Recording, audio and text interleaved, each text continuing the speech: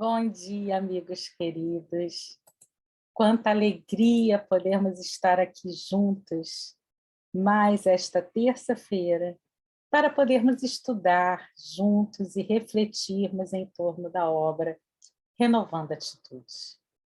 Hoje vamos falar sobre o capítulo 30, que fala sobre vínculos familiares. Bem, a rigor, a família nada mais é do que uma instituição social que compreende indivíduos ligados entre si por laços consanguíneos. A formação do grupo familiar tem como finalidade a educação, implicando, porém, outros tantos fatores. Que fatores são esses? Amor, atenção, compreensão, coerência e, acima de tudo isso, respeito à individualidade de cada componente do instituto doméstico. Na doutrina espírita, o conceito de família se alarga um pouco, porque ele vai para além desses velhos padrões patriarcais, impositivos e machistas do passado. O conceito de família, cede lugar a um clã familiar de visão mais ampla na vivência coletiva, dentro das bases da reencarnação. Por admitir que os laços da parentela são pré-existentes à jornada atual, os preconceitos de cor, de sangue, sociais e afetivos caem por terra, em face da possibilidade das almas retornarem ao mesmo domicílio, ocupando roupagens físicas conforme as suas próprias necessidades evolutivas. As afeições reais do espírito sobrevivem à destruição do corpo e permanecem indissolúveis e eternas, nutrindo-se cada vez mais de mútuas afinidades, enquanto que as atrações materiais, cujo único objetivo são as ilusões passageiras e os interesses do orgulho, extinguem-se com a causa que os fez nascer. Assim, então, nós vamos encontrar famílias em que essas famílias vão adotar a eliminação quase total da vida particular. A atenção é focada ali, no grupo familiar. Os integrantes vivem quase que neuroticamente uns para os outros. Bloqueiam mesmo os seus direitos à própria vida, à liberdade de agir e de pensar, e também ao processo de desenvolvimento espiritual, para se ocuparem, muitas vezes, de cuidados que são improdutivos e alienatórios entre si. Vivem como uma espécie de simbiose doentia. Os elementos que vivem presos nesse tipo de relacionamento, que é uma espécie de permuta mesmo, egoísta, afirmam para si mesmos o seguinte: se eu me sacrifico por ele, eu exijo que ele se dedique a mim. Mas não se trata de caridade, mas sim de compromissos impostos entre dois ou mais indivíduos de juntos viverem, visando o que eles acreditam ser uma espécie de bem-estar familiar. Na verdade, nesse caso citado, esse tipo de família que vive essa simbiose, consegue exercitar o discernimento necessário para enxergar a autêntica satisfação de cada indivíduo, de cada membro dessa mesma família.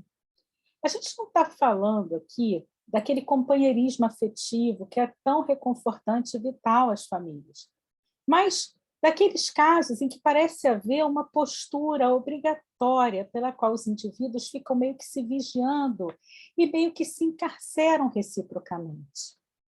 Agora, há famílias também que não se formaram por afeições sinceras. São aquelas que normalmente fazem comparações, os indivíduos observam características de outras famílias que invejam e que buscam copiar a qualquer custo. São os alpinistas sociais. Procuraram formar o lar afeiçoados a modelos de elegância, a peculiaridades obstinadas de afetação social, moldando o seu recinto doméstico ao que eles idealizaram a seu bel prazer como sendo algo chique, Vestem-se à imagem dos outros, comparam carros, móveis, gostos e comidas, negam a cada membro de forma nociva a verdadeira vocação, tentando sempre, né, copiar modos de viver que não condizem com as suas reais motivações. Há também agremiações familiares que a gente poderia chamar de exibicionistas, em que os membros do lar se associam para suprir a necessidade que nutrem de ser vistos, ouvidos, apreciados e admirados. Eles se ajudam mutuamente, mas têm aquela necessidade de ressaltar uns à imagem dos outros e focalizar as áreas que podem ser valorizadas pelo social, como, por exemplo, a beleza física ou o recurso financeiro. As pessoas vaidosas desse tipo familiar, quando bem-sucedidas ou conceituadas, alimentam a exibição sistemática diante dos outros, como forma de compensação ao orgulho de que estão revestidos. Assim considerando, a gente deve refletir que os laços de família, né, que são formados por base na fidelidade, no amor, no respeito e na dedicação, vão perdurar pela eternidade e serão cada vez mais fortalecidos. Os espíritos simpáticos envolvidos nessas uniões, eles conseguem usufruir de uma grande felicidade por estarem juntos, trabalhando pelo seu progresso espiritual. Quantas pessoas unidas pelo único móvel do interesse, elas não estão realmente em nada unidas umas às outras. A morte as separa sobre a terra e também no céu, conforme nos certifica literalmente o texto do Evangelho segundo o Espiritismo. E aí, a gente parte para falar da nossa família. Que tipo de família nós temos? Há famílias de todos os tipos, né? Há famílias de todos os tipos. Há famílias que são aquelas que você tem grandes afinidades. Há famílias em que as pessoas, na verdade, não conseguem se relacionar bem umas com as outras. Há famílias, uma das mais diversas. Mas o Espiritismo nos esclarece que nós nascemos num grupo familiar para que possamos nos aprimorar. Na verdade, toda a nossa trajetória aqui na Terra é um processo pedagógico de aprendizado. Estamos aqui no local que precisamos estar, nas condições que precisamos estar, para que possamos trabalhar questões que são tão necessárias em nós. Nós, muitas vezes, podemos modificar a realidade pela qual estamos inseridos. Muitas vezes estamos numa família difícil, atribulada, mas a nossa postura pode mudar muito o comportamento do outro. A grande questão é que muitas vezes, diante de uma família difícil também, a gente começa a apresentar uma postura difícil. E aí acaba não combinando, não acertando, a coisa não funcionando bem. Eu lembro de uma pequena história que Divaldo Franco conta numa de suas palestras, em que ele dizia de uma jovem que havia se casado muito apaixonada. Mas essa jovem, dada, né, a cultura da localidade onde ela morava, foi morar com a sua sogra. E sabe como é, né? Casamento, início, sogra, né? A mãe do homem ali querendo proteger seu filho. Durante todo o tempo, sua sogra tinha críticas à sua conduta. A comida que não era boa, os cuidados com a casa que não eram bons, sempre tinha algum problema. E aí, naquele desespero, ela chegou à conclusão de que ela precisava fazer algo. E ela buscou uma pessoa que as pessoas diziam que era meio que um feiticeiro da localidade, para que ele pudesse dar uma destinação para aquela senhora. E ele chegou e falou: olha, eu preciso que você me dê algo, porque eu não suporto mais, ela vai acabar com o meu casamento, a minha vida se tornou uma verdadeira tragédia. E aí, né, aquela pessoa pegou, né, a pessoa que ela havia procurado, pegou um pozinho, entregou nas mãos dela e falou assim: olha só, você precisa fazer isso de uma forma muito bem feita.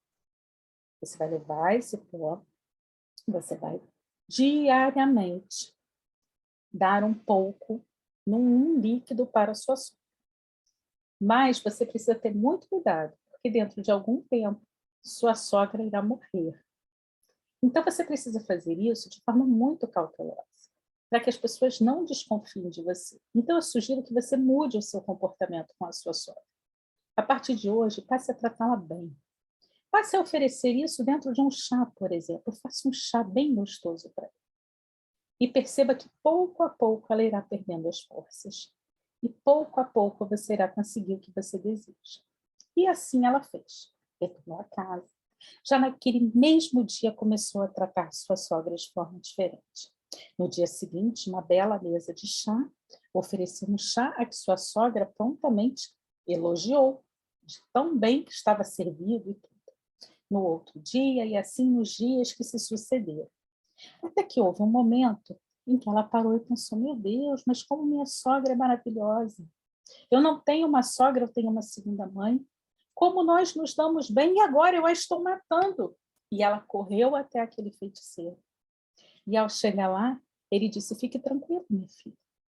Eu sabia que, na verdade, você estava reagindo, né, de uma forma negativa ao impacto que aquela nova situação estava trazendo para o seu núcleo familiar.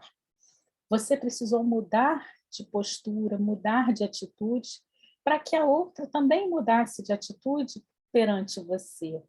E assim você pôde perceber, né, o lado positivo da outra pessoa. O que eu te dei não a está matando. Isso é inócuo, não causa nada. Eu queria era que você tivesse a oportunidade, estivesse aberta a viver essa experiência. Se eu simplesmente tivesse dito a você, vá lá e trate-a bem, você poderia falar, maluco, doidivanas, está imaginando coisas, aquela mulher é insuportável. Mas à medida em que você, né, imaginou que pudesse estar se livrando do problema, na verdade você se abriu e se permitiu ver o lado bom dela. E assim somos nós diante da vida. Muitas vezes vamos encontrar familiares difíceis, sim, mas a gente costuma sempre dizer o seguinte, se alguém te dá um presente e você não aceita, de quem que é esse presente? Então, muitas vezes, aquele familiar difícil, que sempre tem uma crítica, sempre tem uma coisa... Se a gente simplesmente não permite que aquilo nos afete, aquilo vai ficar com ele. Pouco a pouco, aquilo vai... Ele vai perder até a motivação de continuar falando.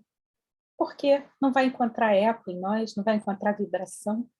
Porque nós sabemos exatamente quem nós somos, porque nós sabemos exatamente dos nossos compromissos, das nossas motivações, das nossas disposições diante da vida.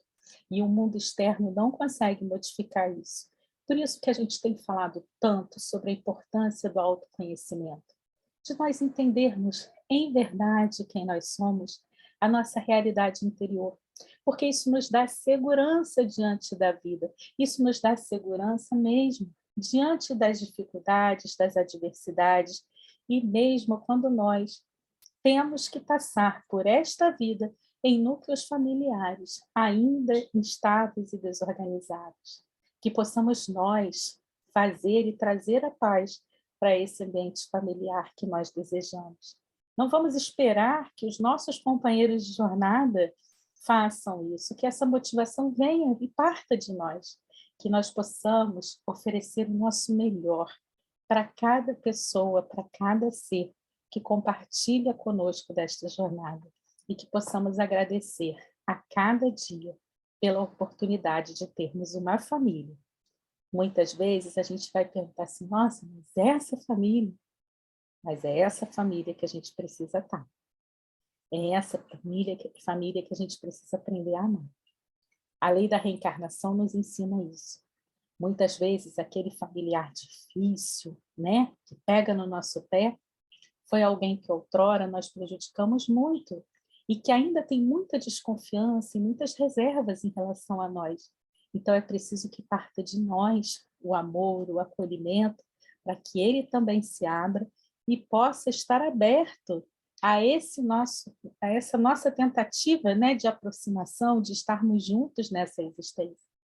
Que nós possamos olhar para além da matéria, que nós possamos olhar para o universo de cada um individual, que na família nós não tenhamos aquela postura autoritária, orgulhosa, de querermos, né, que a nossa opinião prevaleça, ou querer que toda a nossa família funcione quase como soldadinhos ali, todos obedecendo a ordens e todos seguindo o mesmo padrão. Cada um é uma individualidade. Cada um é um conjunto de experiências e vivências únicos, mas que estão ali, numa mesma família, para que numa troca de experiências, de vivências, possam crescer juntos, naquele momento, naquela oportunidade, naquela nova história de vida de cada um. Muita paz para todo mundo, que tenham um dia abençoado. É muito bom poder contar com a companhia de todos vocês aqui. Espero vocês na quinta-feira para continuarmos estudando mais uma vez, renovando atitudes. Façam seus comentários, se tiverem dúvidas, sugestões, perguntas, críticas, fiquem bastante à vontade. Muito bom estar com vocês.